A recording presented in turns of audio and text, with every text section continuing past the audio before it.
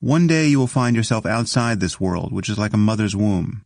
You will leave this earth to enter, while you are yet in the body, a vast expanse, and know that the words, God's earth is vast, name this region from which the saints have come.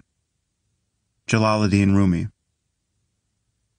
I share the concern expressed by many atheists that the terms spiritual and mystical are often used to make claims not merely about the quality of certain experiences, but about reality at large. Far too often these words are invoked in support of religious beliefs that are morally and intellectually grotesque.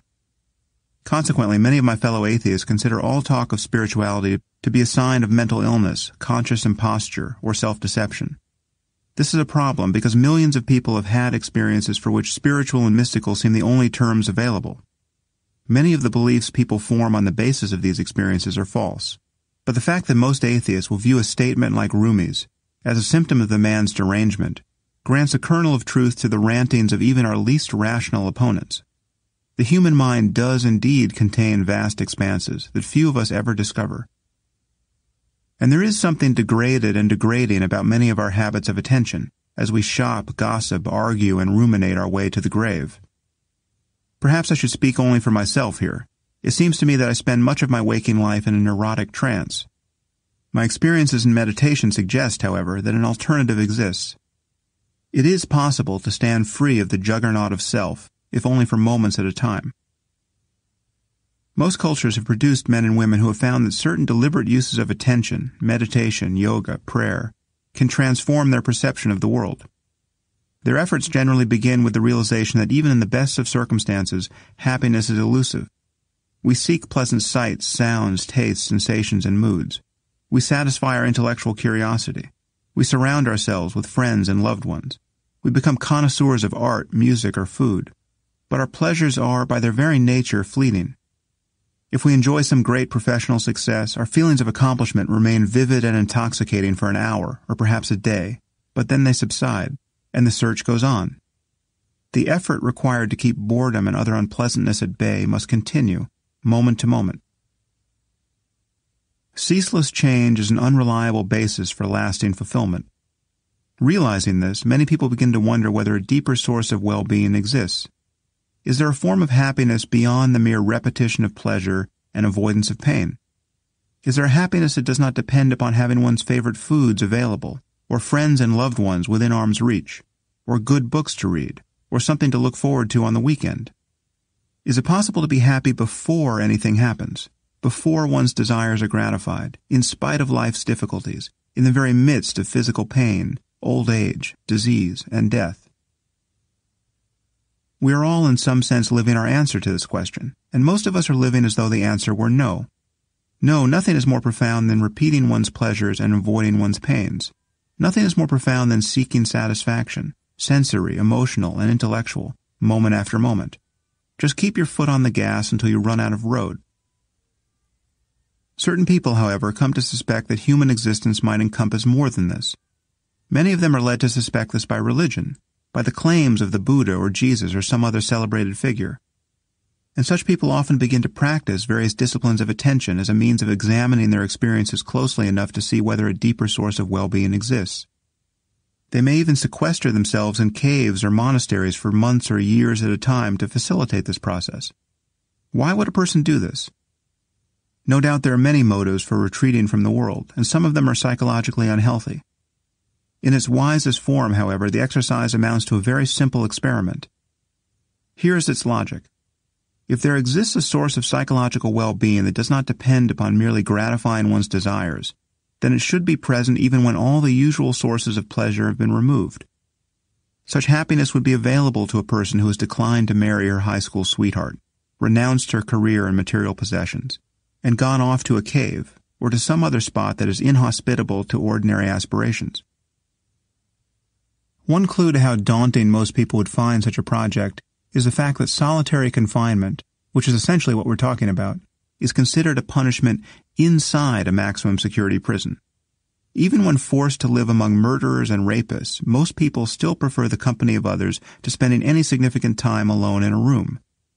And yet contemplatives in many traditions claim to have experienced extraordinary depths of psychological well-being while living in isolation for vast stretches of time. How should we interpret this? Either the contemplative literature is a catalog of religious delusion, psychopathology, and deliberate fraud, or people have been having liberating insights under the name of spirituality and mysticism for millennia. Unlike many atheists, I have spent much of my life seeking experiences of the kind that gave rise to the world's religions. Despite the painful results of my first few days alone in the mountains of Colorado, I later studied with a wide range of monks, lamas, yogis, and other contemplatives, some of whom had lived for decades in seclusion doing nothing but meditating. In the process, I spent 2 years on silent retreat myself, in increments of 1 week to 3 months, practicing various techniques of meditation for 12 to 18 hours a day. I can attest that when one goes into silence and meditates for weeks or months at a time, doing nothing else, not speaking, reading, or writing, just making a moment-to-moment effort to observe the contents of consciousness, one has experiences that are generally unavailable to people who have not undertaken a similar practice. I believe that such states of mind have a lot to say about the nature of consciousness and the possibilities of human well-being.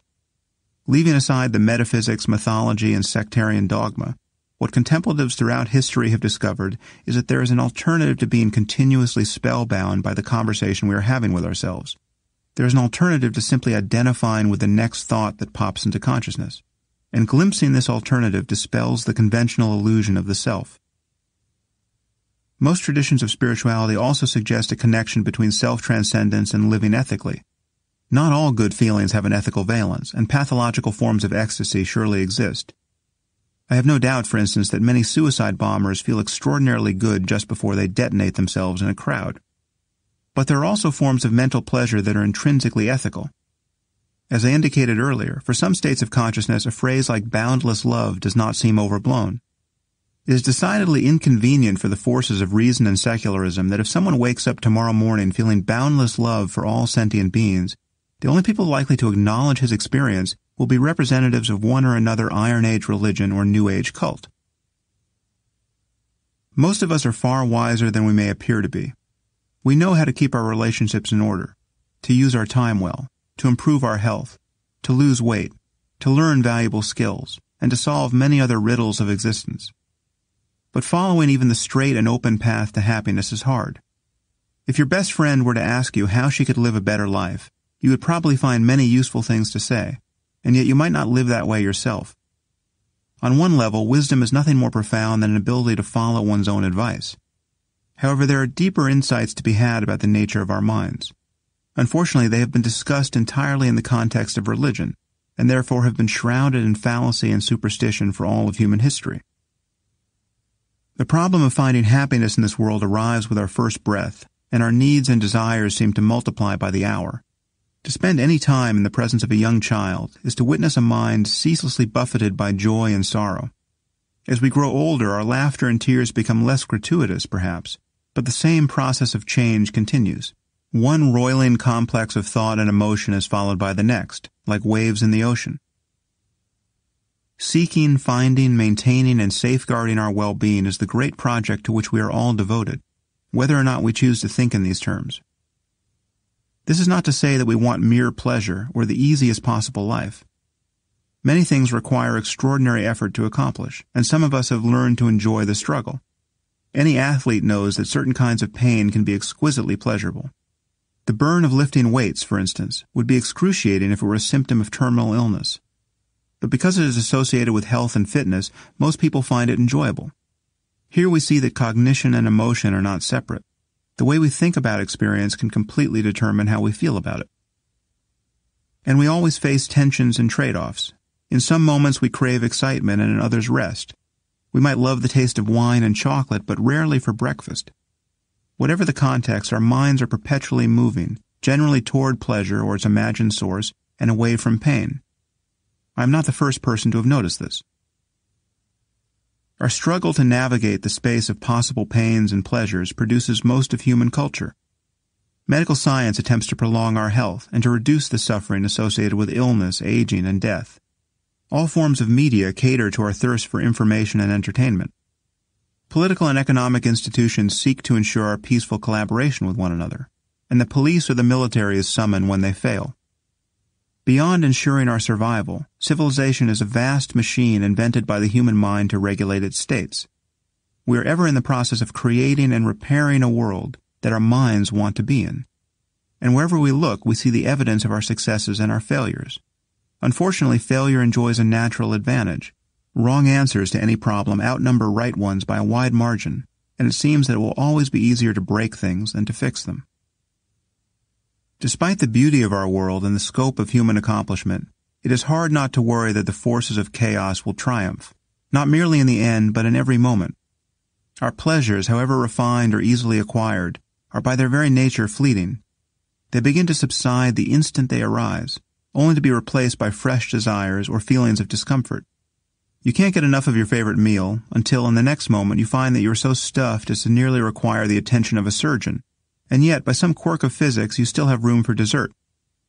The pleasure of dessert lasts a few seconds, and then the lingering taste in your mouth must be banished by a drink of water. The warmth of the sun feels wonderful on your skin, but soon it becomes too much of a good thing. A move to the shade brings immediate relief, but after a minute or two, the breeze is just a little too cold. Do you have a sweater in the car? Let's take a look. Yes, there it is. You're warm now, but you notice that your sweater has seen better days. Does it make you look carefree or disheveled? Perhaps it's time to go shopping for something new. And so it goes. We seem to do little more than lurch between wanting and not wanting. Thus the question naturally arises, is there more to life than this? Might it be possible to feel much better, in every sense of better, than one tends to feel? Is it possible to find lasting fulfillment despite the inevitability of change? Spiritual life begins with a suspicion that the answer to such questions could well be yes. And a true spiritual practitioner is someone who has discovered that it is possible to be at ease in the world for no reason, if only for a few moments at a time, and that such ease is synonymous with transcending the apparent boundaries of the self. Those who have never tasted such peace of mind might view these assertions as highly suspect.